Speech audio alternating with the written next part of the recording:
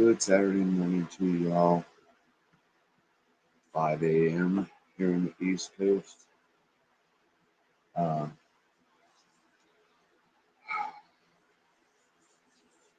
Buckle up. This might be rough for some people. And here, I'd like to turn this off. I'm going to plug this. The reason I'm doing this here is because something I watched about the YouTube channel 2819 Church. And it hit me like a brick yesterday. That's why if you saw the live stream I did yesterday, I was really off. Because this really, woohoo, Lord knocked me over like a Mack truck, I tell you. Thompson. Okay. Sorry, I had to turn that off. Turn off that. There you go.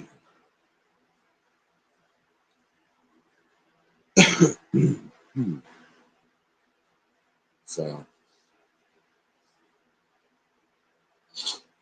I'm not here to please anybody but our risen Lord and Savior, Jesus Christ, our God.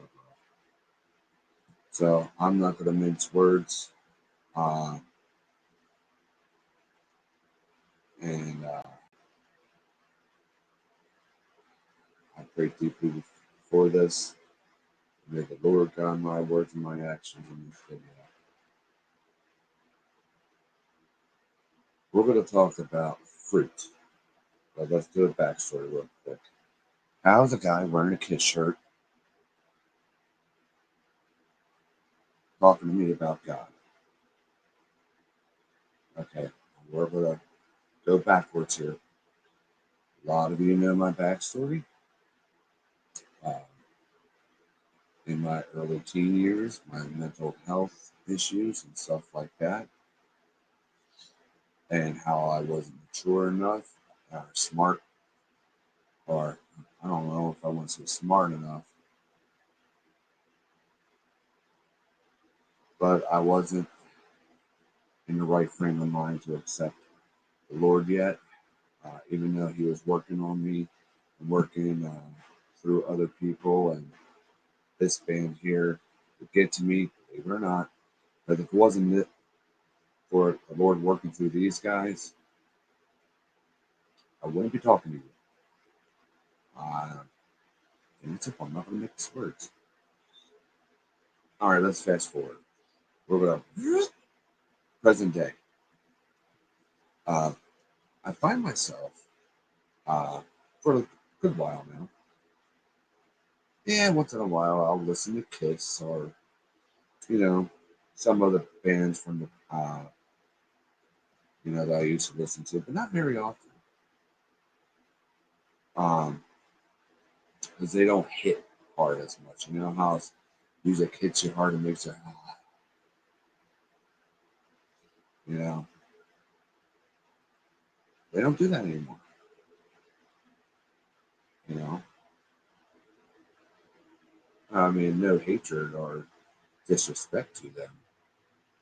You know, it's just the Lord. I is the center of my life now, and I'm more understanding and more mature to accept the Lord's words.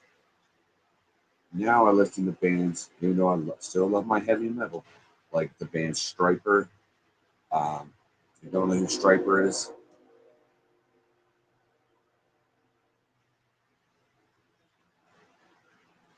Train.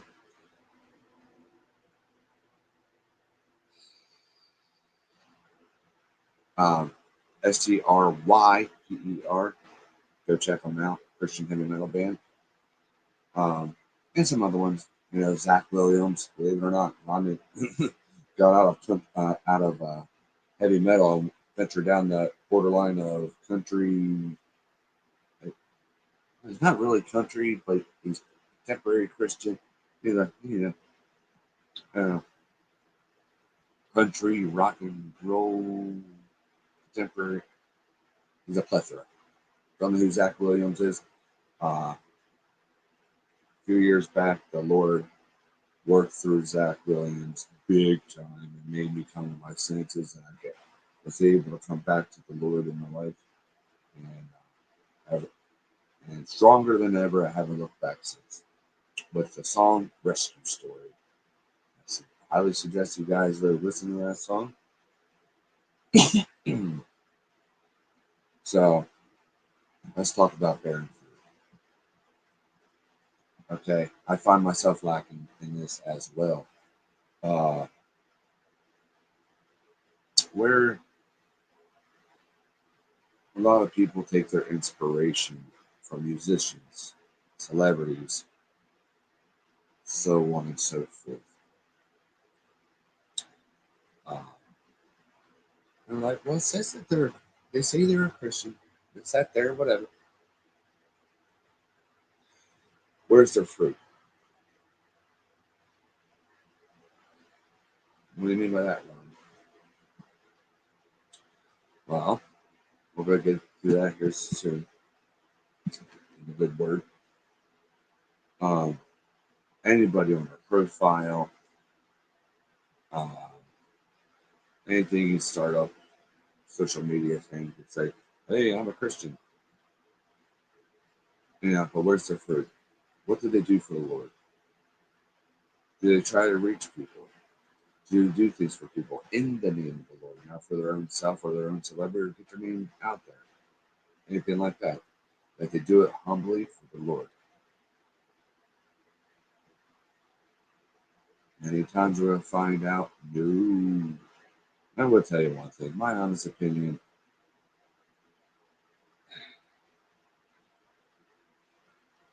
Hollywood is more twisted up than a tumbleweed blowing down the desert. So, so where's their fruit at? Where's my fruit? Where's yours? Now, we don't necessarily need to be boastful or brag about it, uh, but it's something to consider. Um, so, the Lord put that on me yesterday. It's just like, wow, am I really doing enough for the Lord? And the truth is, nobody could ever truly do enough. I mean, He gave His life for us. And what some people don't understand about the crucifixion and stuff like that, when Jesus was scourged and stuff, there is a very high probability when he was scourged with those lashes, with those hooks and stuff ripping off his flesh. More than likely,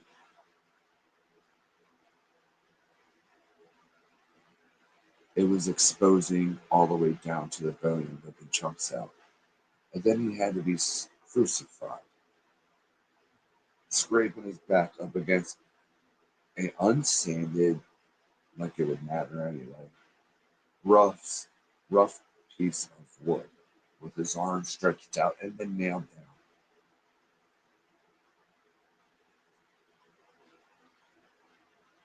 Exposed ribs from the back, possibly maybe spine. Mm. So he deserves everything. We owe him everything. So we owe, obviously, one thing we should do is to bear good fruit in the name of the Father, in the name of the Son, in the name of the Holy Spirit, in Jesus' name. Let's do good works. Let's bear good fruit. I personally, I'm taking a closer look at things. What can I do for the Lord better? What for good fruit can I bear better? And now that's personal to me. I know where it's going. I'm still speaking to God, but then He's leading me in some awesome directions already.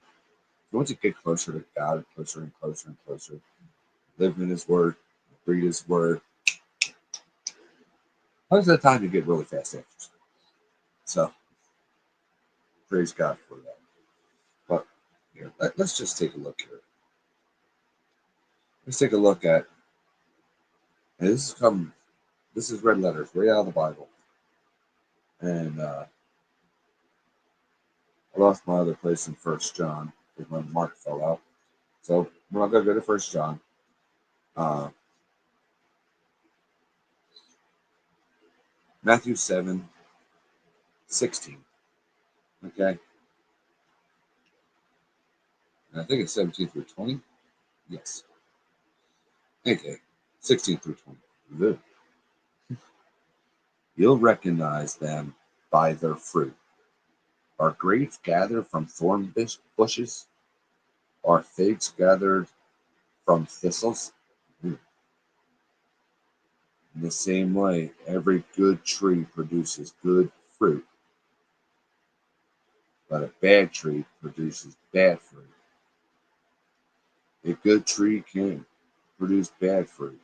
Neither can a bad tree produce good fruit. Every tree that does not produce good fruit is cut down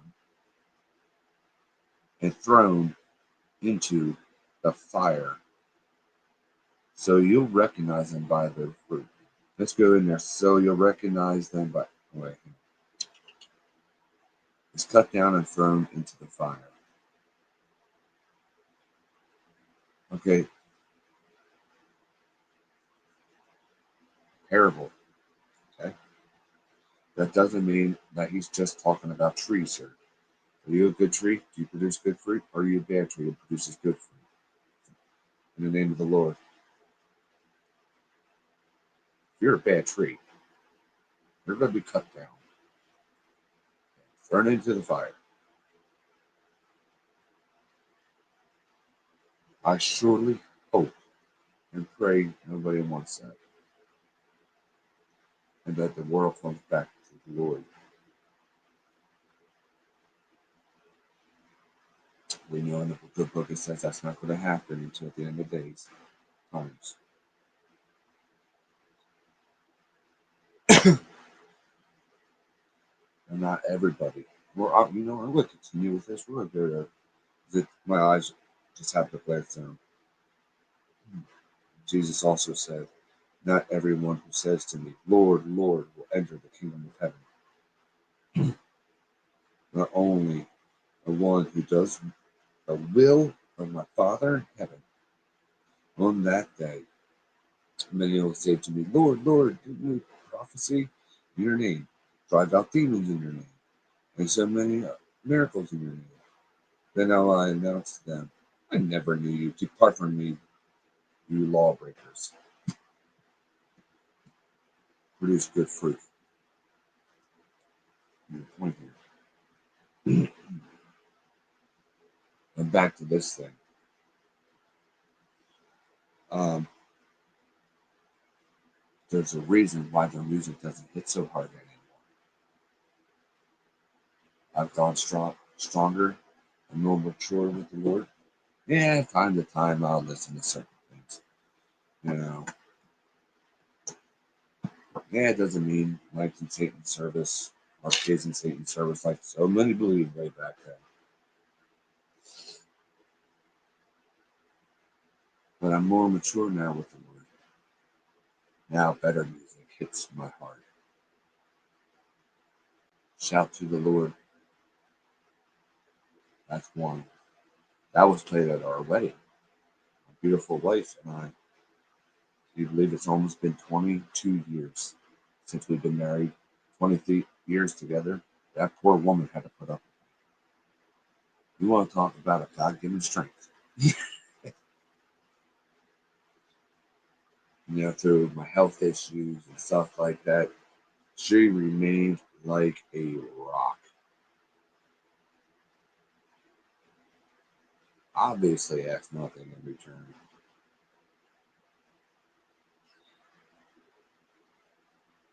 She's sleeping right now across from me. I can prove it, but I don't want to embarrass her. Like she did to me the other day. Yes, there's a picture circulating around of me sleeping with Oreo on there, right here. So, at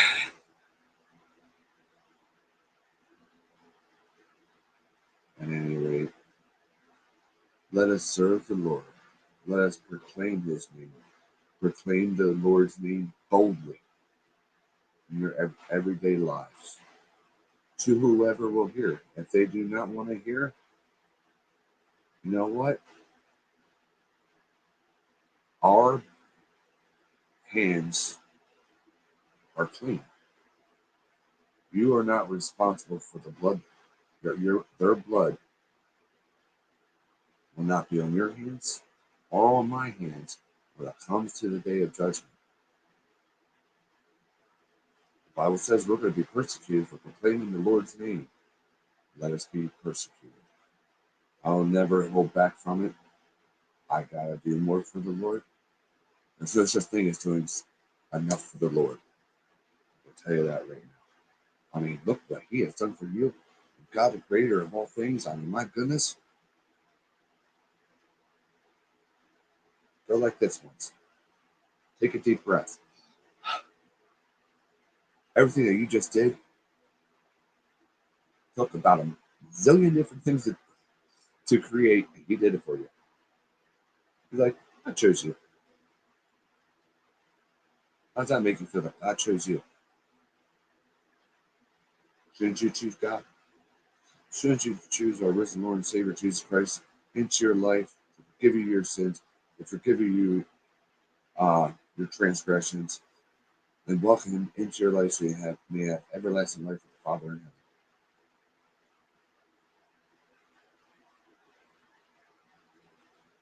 I think He's worth it. I think He's worth bragging about.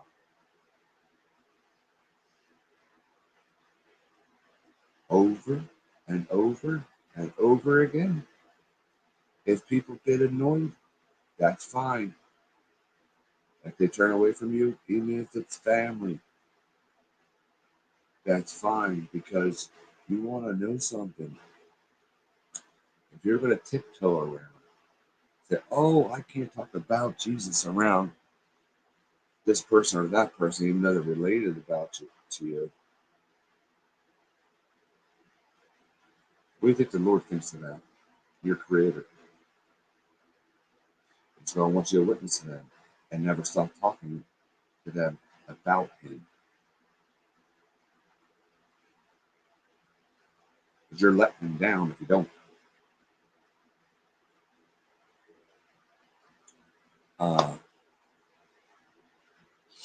I'm going to give you a story from a few years ago. I'm not going to name names.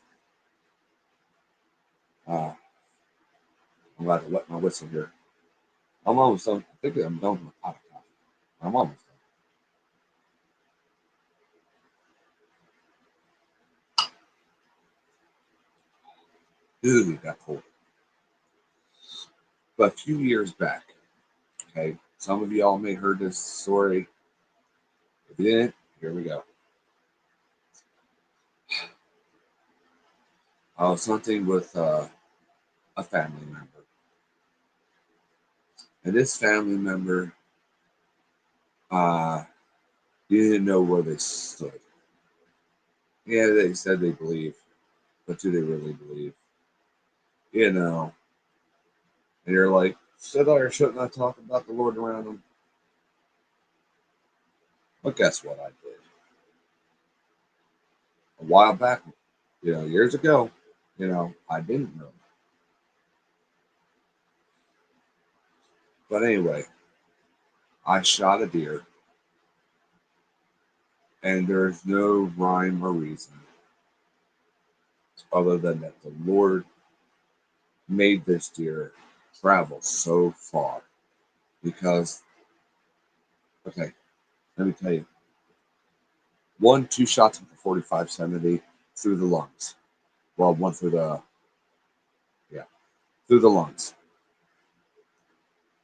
Um, One nicked the spinal cord, actually. The other one went through the lungs. Took a nice hole out of him. Okay? The thing ran over. By the time they weaved it, through all I'm having a lot of thick stuff up here in Pennsylvania, thorns and everything else that turn walls of thorns that turn into thorn bushes that turn into walls. We call briars and stuff. Well, there's thorns too. But anywho, half mile, 3/4 of a mile this deer ran. and there wasn't a blood trail. There's another spot. There's another spot. No, it's just like follow the stream to the deer.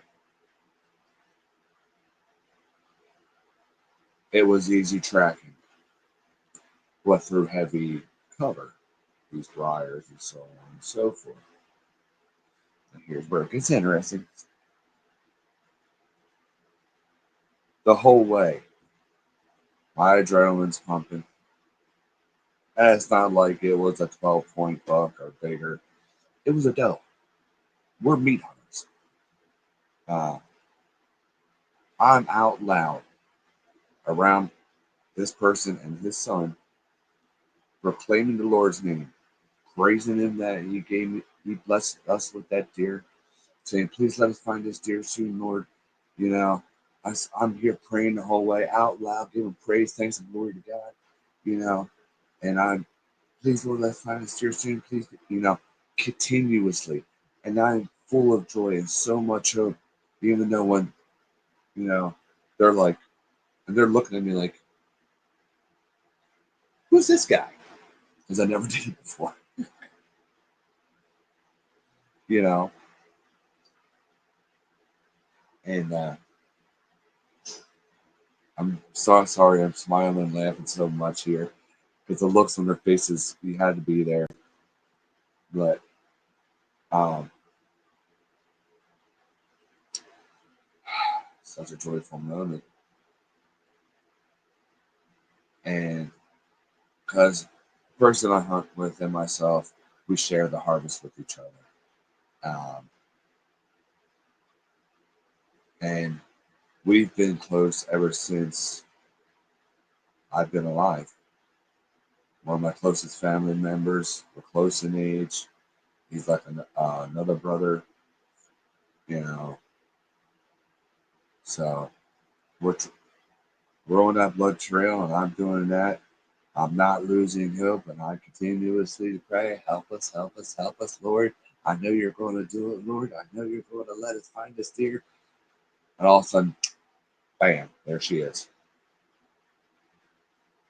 Okay. So his young son, we walk up to the deer. His young son and I, uh, it's his first time gutting a deer. And I'm normally in charge of gutting anyway. Don't really know why. I don't mind getting my hands dirty. So anyway, he wanted to start gutting. I was like, hang on, so and so. And I put my both of my hands on that deer. I'm getting, whoa, spirit just grabbed a hold of me. Sorry. And I prayed to the Lord out loud. Heavenly Father, thank you for this beautiful animal that you have blessed us with. Thank you for blessing this animal to our bodies.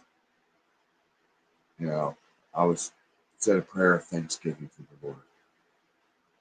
I opened my eyes up and he's like, the little dude's head was kind of down like this here, but yet looking at me like, he's praying? Like he didn't know whether to bow his head or he was like, all right, now that we got through the story, this is why the deer bled so much and we traveled so far. After that, now I'm talking right after that up to right now, that person I hunted with is now talking about God. He's posting stuff on social media now, even though he's not on it very often, about God and so on and so forth.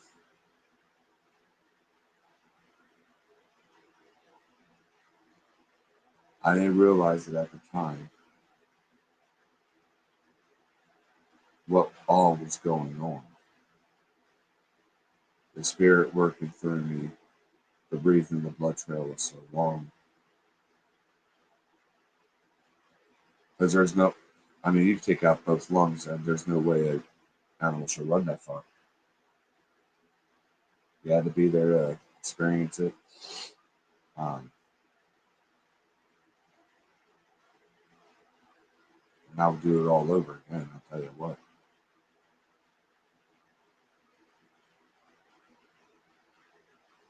God used that moment to reach them.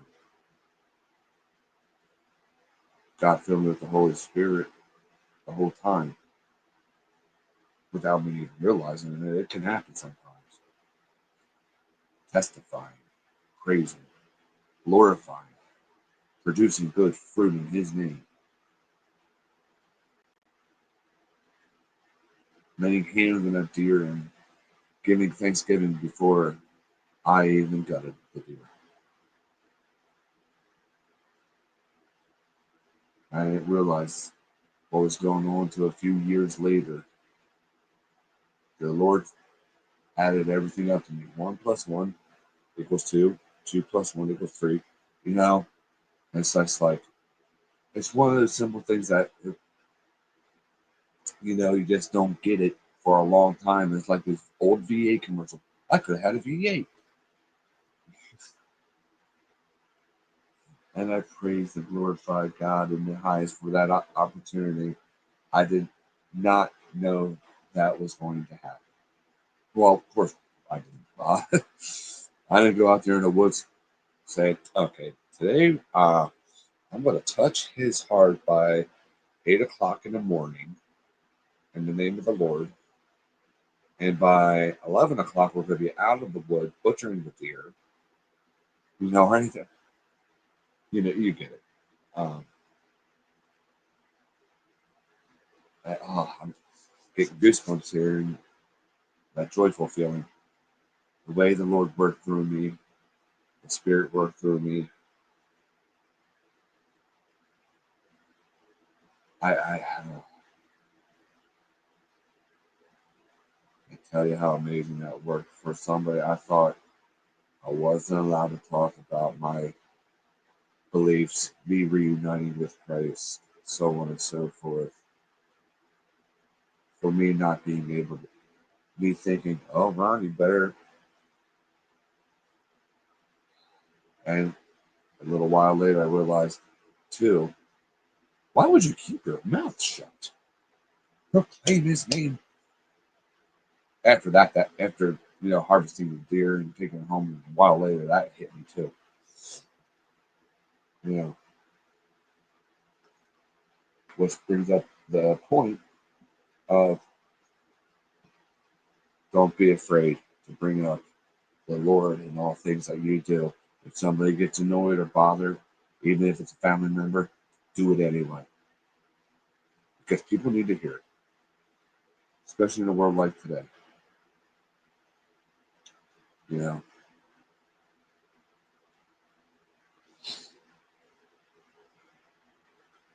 um, this world is getting attacked by Satan each and every single day, harder and harder. You got people dressing like dogs and kitties and say,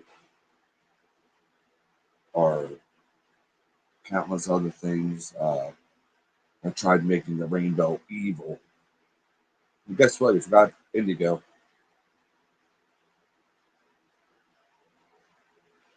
If you don't know what that means, the color indigo in the rainbow. Anyway, royal indigo.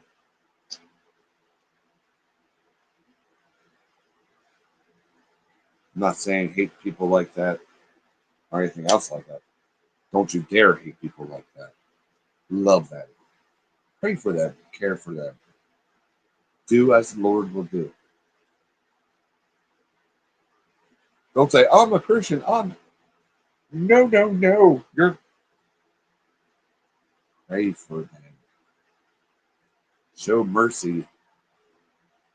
Don't start a hatred brigade. Too much hatred in this world. And if somebody hates you in the name of the Lord, for you worshiping the Lord and for loving God and doing their will, His will, guess what? They're filled with evil and are not ready to hear yet. Don't you dare button up that lip when it comes to proclaiming his holy name. You know, I got strangers that watch me fish now when I go fishing and stuff. Or I'm doing other, who knows what, out in public sometimes. They hear me say, "Thank you, Lord." And I pull a Jimmy Houston, I'll kiss the fish and throw it back or whatever. And not just bass. Rock bass need love too, so do crappos and bluegills. Crappos, crappie, slabs, specs, this, that, what, dots, well, I don't know. 10 zillion names for that poor fish. You don't know if he's going left or right. No wonder they don't fight too good off very often. Uh, anyway, uh, people are hearing me doing that. And I know I'm getting looks. You know, do I care? No. I know there's some people going, and other people going, "Oh, well." And there's people that watch me paint on here. I know there's been times where I go, "Thank you, Lord." You know, as I'm painting, as I'm tying a jig, or a treble hook, or this or that, or who, whatever he has me doing that day. Even if there's a mistake made because I don't pay attention and listen to him good enough, I thank him. You learn from that lesson. You know, what was he trying to teach you? As you pulled off that stencil, ripped off half the paint. Listen to God more, or guess what? Now do this to it. And that's where the marbling technique comes in handy too. If you can rip some of that off, that it's okay. I'm not talking about the whole top layer of paint off. But some of it sticks to your wrap a little bit. Guess what? The next wrap will cover it, and the next wrap will cover it. I found that out. So where was that for the past how many years?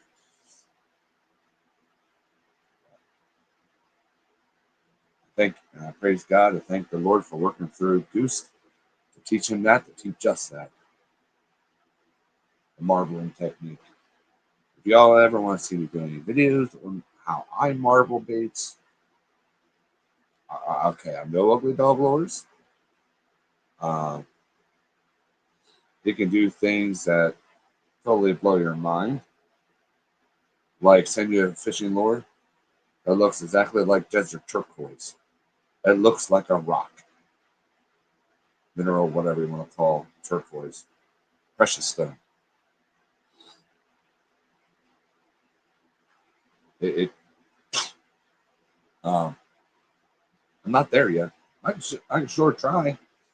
Teach you as much as I can what I know. And anything else you might want to know. Let me know what kind of videos you guys want to see. Right, Oreo? Dude wakes me up early in the morning because he has to go to the bathroom and then passes out and gets bothered. I need to wake him up. All right, I'm going to go get my day started. Uh, believe it or not, it's a chilly morning here in PA. It's like 48 degrees right now. Yeah, cold front coming in the past 2 days. Um, next 2 days, I should say. Oh, now my nose is itchy. So anyway, before we get off here, I'll pray for everybody that watches. Dear Heavenly Father, I thank you for this opportunity to be able to share your word and your message to your people. Father, I ask that you please bless every single person that has watched this, even if it's for 1 second, Father. Bless them and let them feel your mighty presence and hear your mighty name lay heavy upon their heart. Lord, I ask that you soften the hearts that were here today and let them really think, what are we doing for good enough for you? Your name is to be glorified in everything that we do. And we thank you, Father, for each other, for your grace, for your healing, for your mercy. We just thank you for you, Lord. So thank you for being you. You are so wonderful. It's so amazing to us.